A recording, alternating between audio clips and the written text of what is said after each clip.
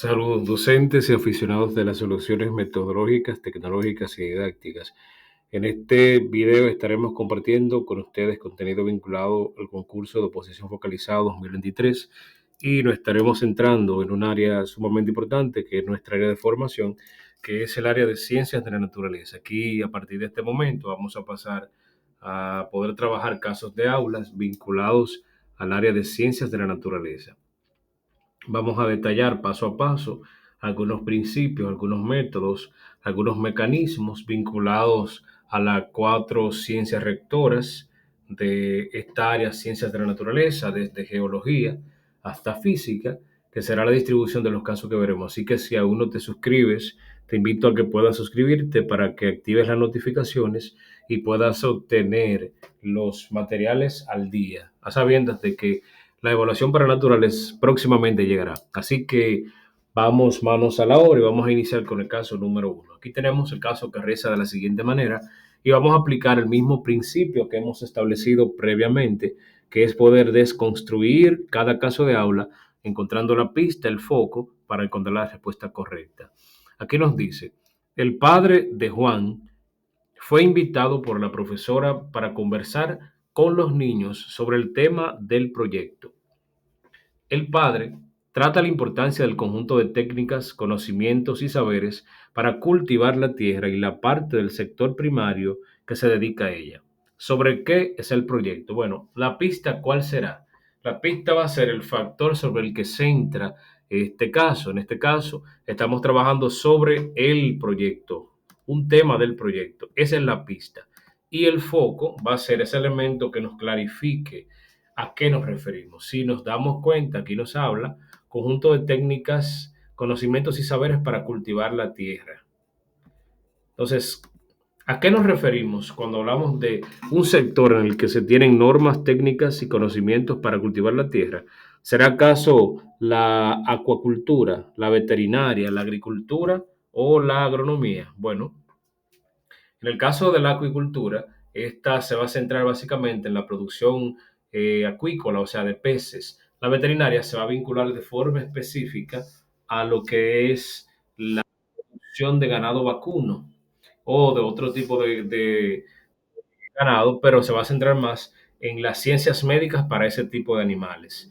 La agronomía se va a centrar es la ciencia que va a regir solamente la parte de los conocimientos, mientras que cuando nos referimos de forma específica a la agricultura, van a ser el conjunto de técnicas, de conocimientos y de saberes. Por eso, la opción correcta en este caso va a ser la agricultura, porque la agricultura va a mezclar todos esos factores que hemos mencionado previamente, a diferencia de la agronomía, que en este caso podría ser mucho más compleja y tratar aspectos mucho más amplios desde el plano de lo que es la producción agrícola. La agricultura entonces será nuestra respuesta correcta. Y nos vamos a la pregunta número 2. Nos dice lo siguiente. ¿Cuál es la función de mayor importancia que tiene la vacuola en la célula?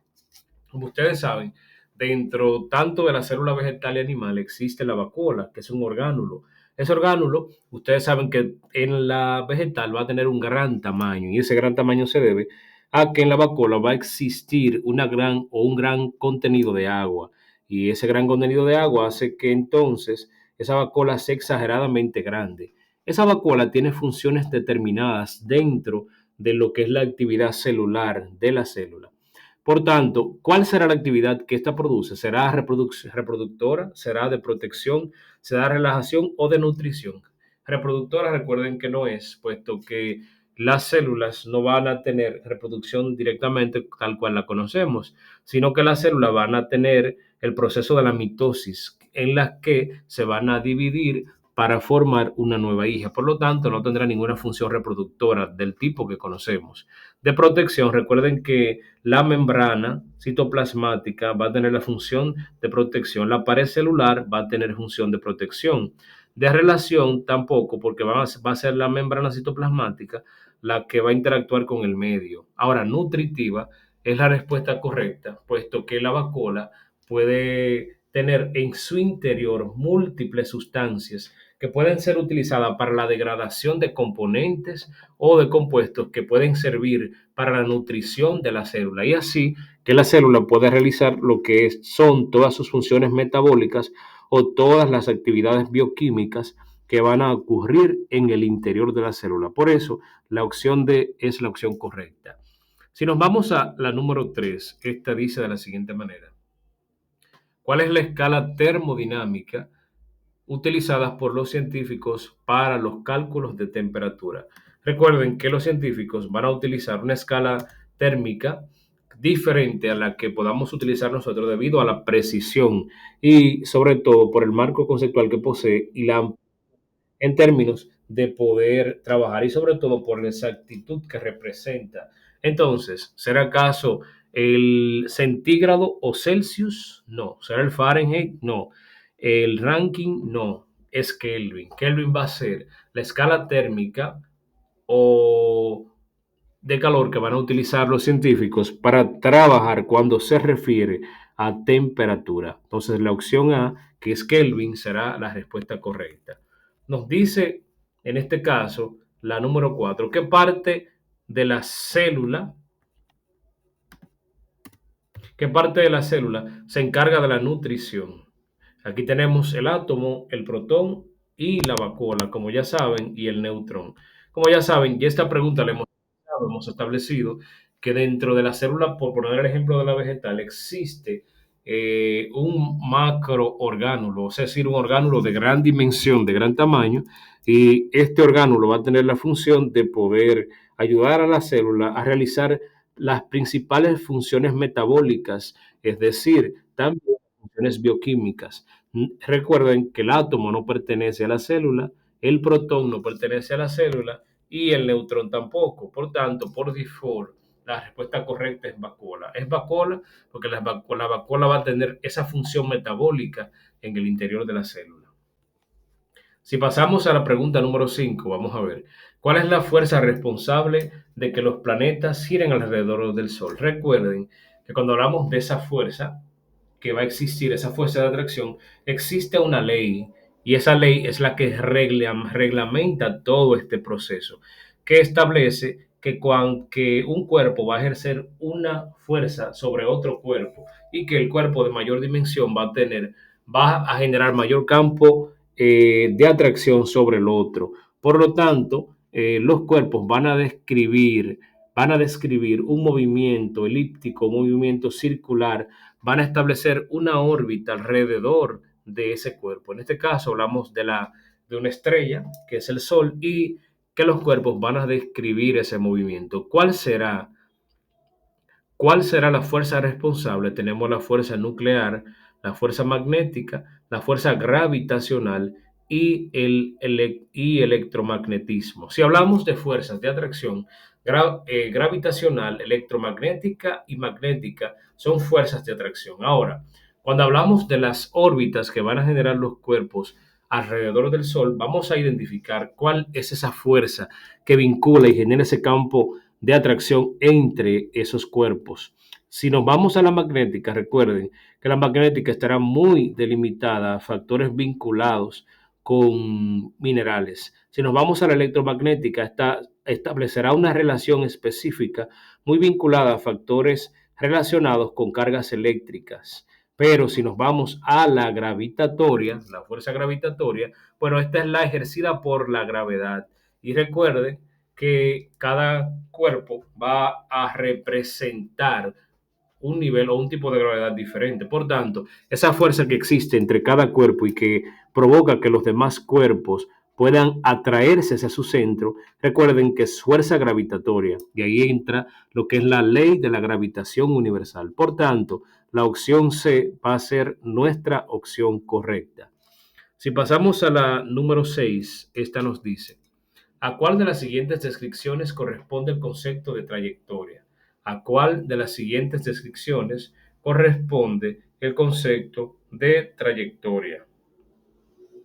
Tenemos aquí A, medida de la longitud de una línea recta. La B, cambio de velocidad de una unidad de tiempo.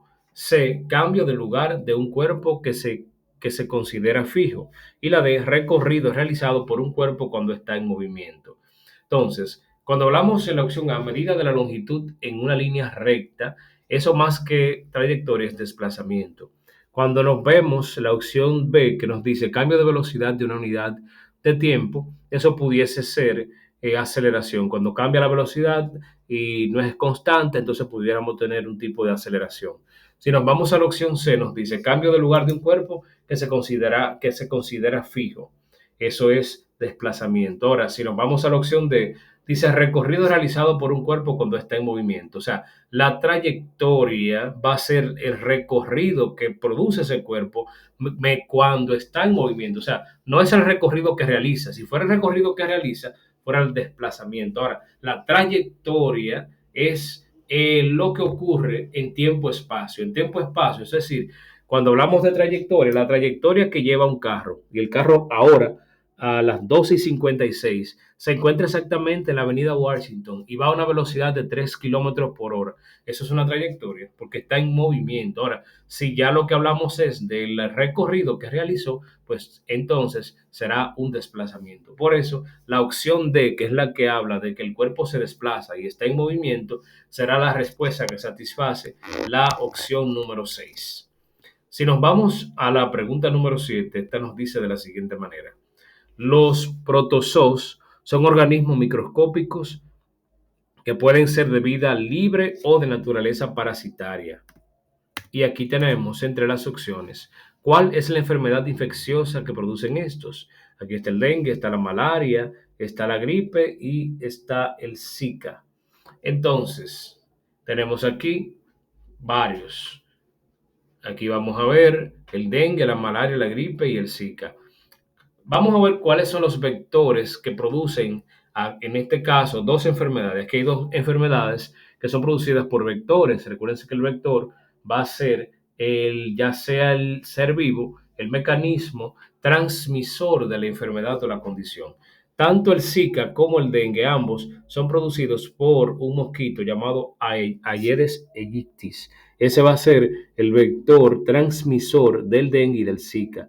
Por lo tanto, esas dos, la opción A y la opción D, quedan automáticamente eliminadas. Pero si nos vamos a la C, que es la gripe, ustedes saben que la gripe es transmitida por un virus, por un virus. Entonces, como sabemos que la gripe es una enfermedad infecciosa virulenta producida por un virus, entonces, por tanto, la opción C también queda eliminada. Entonces, la malaria va a ser, en este caso, la que va a producir, la que se va a producir, en este caso, por un protozoario o un protozoo, que como bien decíamos, puede tener naturaleza libre, pero también en proporción pueden convertirse en parásitos y alojar a un huésped en específico. Entonces, es la malaria la opción correcta que hemos identificado como la enfermedad infecciosa producida por ese protozoario. Nos vamos a la opción número 8 que nos dice, el calor es la transparencia de energía entre dos cuerpos. ¿Cuál de los siguientes es una forma de propagación de este? Y tenemos dilatación, absorción, radiación y congelación. ¿Cuál de estas es una forma de propagación del calor? ¿Será acaso la dilatación? ¿Será acaso la absorción? ¿Será acaso la radiación o la congelación? Vamos a poner un ejemplo práctico aquí. ¿Cuál es la estrella que mayor cantidad de calor transmite o permite que se pueda propagar en el espacio? Si nos vamos a este ejemplo práctico, vamos a ver que es el Sol. ¿Y en qué se emite el calor provocado por el Sol? ¿Será en forma de dilatación, en forma de absorción, en forma de congelación o en forma de radiación? Si hablamos de absorción es porque un cuerpo receptor absorbe, toma ese factor calorífico. Si es dilatar, dilatar es, en este caso, vamos a decir que se divida, si es denso, se haga menos denso, no sería eso. Congelar será pasar de un estado, ¿verdad? De un estado de segregación de la materia a otro, pues, de líquido a sólido. Entonces no estaríamos hablando de eso. Ahora, la radiación, recuerden que la luz ultravioleta se emite a través de la radiación solar y la radiación solar no es más que la transmisión, la generación del calor del Sol a los planetas y en específico a nosotros, la Tierra, que recibimos la radiación solar que es la responsable de que pueda existir el ciclo hidrológico en nuestro planeta, que permita la transpiración, la evotranspiración y la evaporación del agua, pero también esa misma radiación que es importante para mantener la temperatura del planeta entre 16 a 18 grados Celsius como proporción general y que también es la que permite la distribución de variaciones de temperatura en lo que conocemos como Ecuador, que es la zona de mayor impacto de la radiación solar. Entonces, es la radiación el método de propagación del calor y aquí pudiésemos ver el ejemplo práctico del Sol, que emite radiación solar. Si nos vamos a lo que es la número 9, esta nos dice, ¿cuál es el órgano del aparato reproductor masculino que produce los espermatozoides? ¿Cuál es el órgano del aparato reproductor masculino que produce los espermatozoides? En este caso, el esperma, que es el que va a contener los espermatozoides, porque recuerden que el esperma es el líquido que va a contener múltiples factores que en cierta forma van a contener a los espermatozoides. El esperma va a ser ese líquido en forma blancuzca que en cierta manera va a contener estas células reproductivas masculinas. ¿Cuál será entonces el órgano? ¿Será el pene? ¿Será la uretra? ¿Será el escroto? ¿O serán los testículos? Entonces, el pene, recuerden que va a ser el medio de salida y el que va a llevar el esperma, pero no es el productor. La uretra también es un medio de salida interno. El pene es el externo. El escroto, recuerden que solo va a tener una función de recubrimiento de los testículos.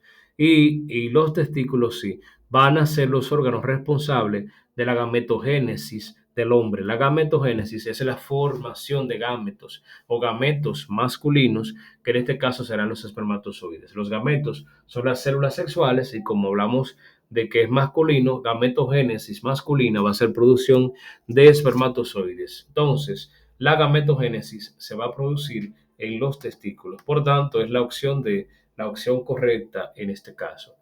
Si nos vamos a la pregunta número 10, esta reza de la siguiente manera. La maestra de sexto grado forma diferentes grupos y les asigna termómetros para que verifiquen la temperatura que marca en un grupo afirma que es de 97 grados Fahrenheit. Y se establece un debate porque otros sostienen que es de 36 grados Celsius. Entonces se nos dice, vamos a ver este caso, lo recomendable es que la maestra intervenga para A. Limitar la lectura de la escala a los grados Celsius, analizar y deducir la fórmula de comprensión entre las escalas. Siguiente, aclarar que se use la escala de Fahrenheit en los países donde hace frío. D. Expresar que no quiere ningún tipo de discusiones en el aula. Vamos entonces a buscar la pista en base a lo que la maestra debería hacer para que el estudiante pueda trabajar. Como se dijo en principio, está estableciendo que la práctica que la maestra está haciendo es lograr que los estudiantes verifiquen la temperatura en el momento, es decir, que ellos se den cuenta cuál es la temperatura. Bien, si se dan cuenta, el problema existe, entonces la temperatura será nuestra pista, que es lo que vamos a determinar. Y los elementos clarificadores son las dos escalas termométricas o de medida de la temperatura que tenemos, que es Fahrenheit y Celsius. Por tanto, tenemos dos escalas de medición térmica y si pueden percibir, el conflicto está porque un grupo presenta lo que es grados Celsius como unidad de medida de la temperatura y otro presenta grados Fahrenheit. Entonces, el conflicto está por ese factor. Ahora, ¿cuál es la función de una maestra con cierto dominio para lograr eliminar el impasse que existe entre sus estudiantes? Bueno, es tan sencillo como que la maestra logre que los estudiantes puedan ponerse de acuerdo en función de lo que ha ocurrido. Entonces, la opción A nos dice limitar la lectura a la escala de grados Celsius. Si la maestra limita a los estudiantes a que solo lean en grados Celsius, les estará impidiendo que los estudiantes puedan manejar la otra escala numérica. Por tanto, habrían situaciones. La opción A nos dice analizar y deducir la forma de comparación entre las escalas. Esta sería la opción más viable porque la misma nos les permitiría a los estudiantes manejar las dos escalas termométricas. Por tanto, sería de gran utilidad para los estudiantes manejar ambas escalas. Entonces, si hablamos de 97 grados Celsius y 36, de 36 grados Celsius y 97 grados Fahrenheit, estamos hablando exactamente de la misma temperatura, pero que una es expresada en Celsius y otra en Fahrenheit. Por lo tanto, ambos estudiantes tienen la razón y la función de la maestra sería provocar, buscar que ellos puedan reconocer y aprendan a comparar y a convertir de Celsius a Fahrenheit y de Fahrenheit al Celsius. Si nos vamos a la pregunta 11, esta establece lo siguiente. Las plantas con clorofila elaboran sus alimentos por medio de la energía que reciben del sol, que es indispensable para iniciar el proceso químico que se llama. ¿Cuál es el proceso químico que permite que las plantas, utilizando sus orgánulos, al ser organismos autótrofos, como ya conocemos, puedan lograr producir su alimento, su medio de alimentación o el factor que les permite a ellos poder realizar todas sus funciones metabólicas? ¿Será la radiación? ¿Será la esporangios, será la fotosíntesis y será la propagación? Recuérdense que la radiación es el medio de difusión del calor. Recuérdense que esporangios van a ser los métodos a través de los cuales factores, por ejemplo, como es el caso de los helechos, se van a reproducir por esporas, y en el caso de la propagación va a ser cómo una onda puede moverse o desplazarse en el espacio. Y la fotosíntesis, foto quiere decir luz y síntesis, formación. Será la opción C, la opción correcta, pues es la que establece la formación por medio de la luz. Y como se ha establecido que estamos hablando de que la clorofila va a permitir formar o producir energía, entonces es la opción C, la opción correcta. Espero que estas explicaciones puedan ser útiles, que puedas manejar cada uno de los aspectos vinculados a esta ciencias de la naturaleza, que es una de las evaluaciones próximas en estos días subsiguientes, y que cada una de las intervenciones presentadas de los casos te puedan servir para fortalecer y afianzar los conocimientos que como docente de esta área posees. Te invito a que te suscribas, actives las notificaciones para que puedas recibir contenido de calidad a tiempo.